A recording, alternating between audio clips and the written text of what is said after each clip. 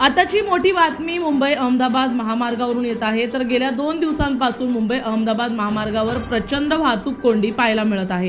पंतप्रधान नरेंद्र मोदी हे मुंबईच्या दौऱ्यावर आले असताना या ठिकाणी मुंबई अहमदाबाद महामार्गावर सर्वत्रच वाहतूक कोंडी पाहायला मिळत आहे। ठाणे या ठिकाणी त्यांचा दौरा असणार आहे, तर त्यामुळे जे वाहतूक प्रवास आहे तो एका बाजूला वळवण्यात आलेला आहे। त्यामुळे वाहतूक कोंडी ही मोठ्या प्रमाणात वाढलेली आहे।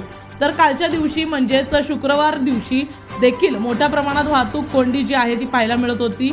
4 ते 5 किलोमीटरच्या लांबच्या लांब रांगा मुंबई अहमदाबाद महामार्गावर पाहायला मिळत होत्या। विरार ते डहाणू या परिसरामध्ये मोठ्या प्रमाणात वाहतूक कोंडी होती। तर एका बाजूची लेन जी होती ती सुरळीत होती, परंतु अहमदाबादकडे जाणारी जी लेन होती त्या ठिकाणी मोठ्या प्रमाणात वाहतूक कोंडी पाहायला मिळत होती।